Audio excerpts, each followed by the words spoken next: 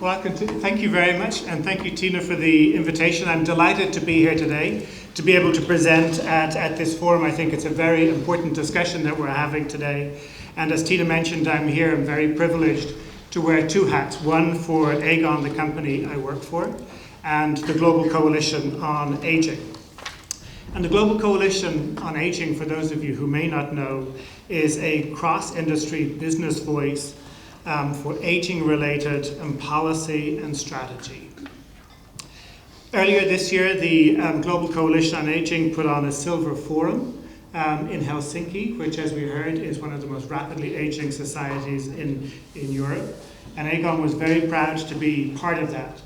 Some of the takeaways from that forum were that we were looking at the silver economy and how that really is going to bring with it some great opportunities in terms of the way we look at work, the way we look at retirement and health, and how so we can really get some benefits out of that. For those of you who are not familiar with Aegon, I'll just tell you a little bit about us. We're a life insurance and pension company and an asset manager. We're based in the Netherlands, and we work in about 20 countries around the world. And one of the things I do within Aegon is I'm the program director for the Aegon Centre for Longevity and Retirement. And we conduct research into people's attitudes and readiness for retirement in 15 countries around the world. And we've been doing this now for the past 8 years. And our reason for doing this is to raise awareness and stimulate a dialogue like we're having today about trends, issues, and opportunities around population aging and retirement security. As well as the centre in The Hague that I run, we also sponsor centres for retirement research in Los Angeles, the Transamerica Center for Retirement Studies, and also one in Brazil, in Rio de Janeiro. I'd like to spend some time today telling you a little bit about some of our most recent research, which was a report we brought out in May of this year, looking at a new social contract empowering individuals in a transitioning world, and look at that perhaps from the American perspective. Population aging, as we know, and in the 21st century, is one of the greatest opportunities, and as we've heard, some of the greatest challenges that we've got. But the gift of time that we were given is really something that's going to allow us to engage our imagination and rethink our life priorities in terms of how much time we spend in the workforce, how much time we have in retirement, and what that retirement might look like. The American retirement system is one which provides retirees generally with retirement income that's approximately half of their pre-retirement income.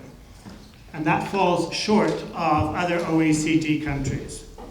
But people earn that retirement income similar to many other countries through the three-pillar system: government, workplace retirement plans, and their own savings. But in the US, compared to other countries, these systems are coming under great financial strain. And what we can see is the Social Security system in the United States is one that is under strain, and without any policy intervention, is a system that is looking to be depleted by 2035, meaning that it will not be able to pay out the benefits that it currently does to future retirees. And similarly, traditional company-defined benefit programs in the US are also coming under financial strain, and as a result, a lot of responsibility is shifting to individuals to prepare for their own retirement. However, in the US, like in many other countries, individuals, we certainly feel, are not always in a position to assume this responsibility, and we need to collectively do something to help them. And that's why for the past 2 years, we've been writing about the need for a new social contract. And critical elements and principles of that new social contract are ones that are going to embrace solidarity, sustainability, and the opportunity for people to age with dignity. The new social contract is a contract where we're not only going to have to rely on traditional social partners, but we're going to have to embrace and work with new social partners as well. Educators, NGOs, and the financial services industry and the healthcare industry are going to play a vital role And we have to embrace innovation, technology, and financial literacy to make sure that we have age-friendly communities going forward. As I mentioned, we did start this discussion about new social contract in 2018, looking at a blueprint for retirement in the 21st century. And this year felt it was important, because of the shifting responsibilities, to bring that down and really focus on empowering individuals in helping them take charge of their retirement. So looking at the research, there were 3 eye-opening facts came from the research. And I'll speak about them generally from the US perspective. So the first was that only 1/3 of American workers said that they were very or extremely comfortable, that they could afford to retire in a lifestyle that they felt was comfortable. Only 3 in 10 Americans said that they were very or extremely comfortable, that they could afford their health care in retirement. And alarmingly, just over half of Americans, 51% of them, said that they felt stress, at least on a monthly basis, about their long-term financial plans. And this was well above the 41% of people in other countries, in the other 15 countries, who had the same feelings of stress. So while these are alarming facts, and especially looking at the level of stress, we don't want people to feel stressed thinking about their future. We don't want people to feel overpowered by this. We don't want to stoke fear. We want to be encouraging in our discussion.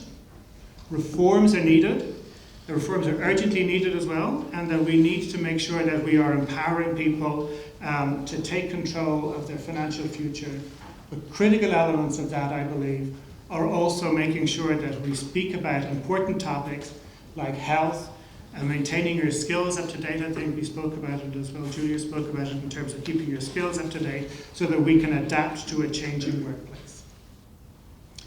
When we wrote the report, we spoke about 5 fundamentals to help people prepare for their retirement.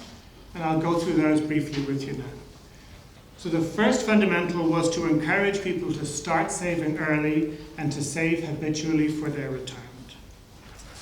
This, we feel, is one of the really best routes to being ready for retirement, to become what we call a habitual saver.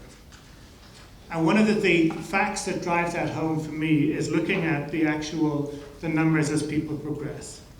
If an individual starts saving at the age of 20 and puts aside 8% of his or her salary into a retirement savings plan, the compound effect of compound interest and inflation will mean that by the time they retire, they'll have a retirement income somewhere in the region of 150% of their salary in their 20s. That person waits until their 30s and they're looking at having a retirement income of 80% of their salary.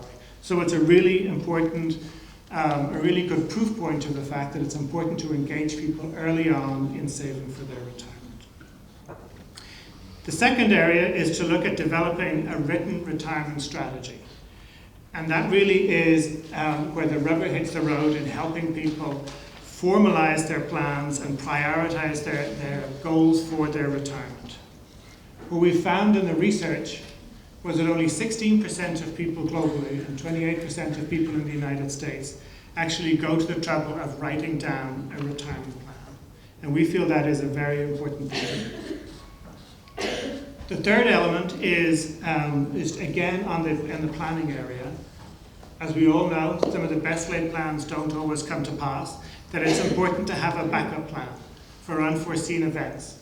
We heard earlier on as well about people leaving the workforce perhaps before they are ready to do so. And it is important in that situation that you have a backup plan that will help you bridge that gap between your income. The fourth element is adopting a healthy lifestyle. And this, we feel, is perhaps one of the best backup plans that you can have, as well as a financially backup plan. Because the decisions you make today about your health are going to stand by you for the rest of your life, and make sure that, as I said about in Japan, that it's important that you'll be able to work as long as possible until the decision is right for you to phase out of work and to enter retirement. One thing I can point to is the important work being done by the Global Coalition and also the World Health Organization in making 2020 to 2030 the decade of healthy aging.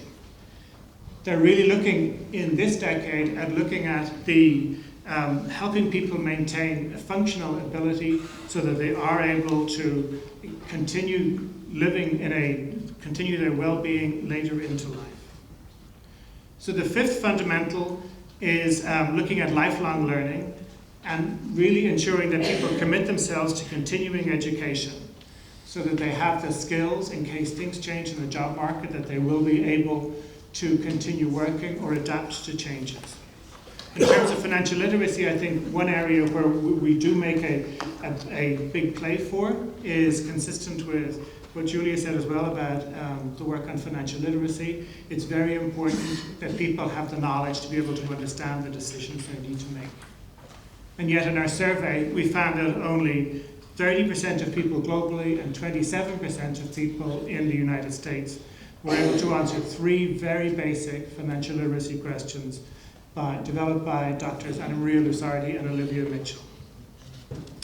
So looking at the five fundamentals, I think it's very important for us to acknowledge the fact that success is going to come through collaboration, through the social partners that we currently have, looking at individuals, making sure that individuals take on more responsibilities in preparing for their long-term finances and their health, that they establish some goals and envision what retirement is going to be like for them, and that they develop a plan to save for their retirement.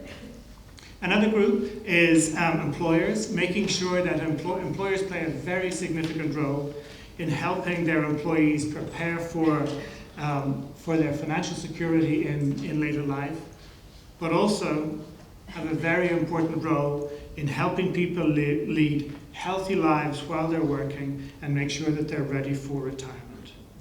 They also have a big role in helping people transition into retirement and providing them with the skills necessary to do so.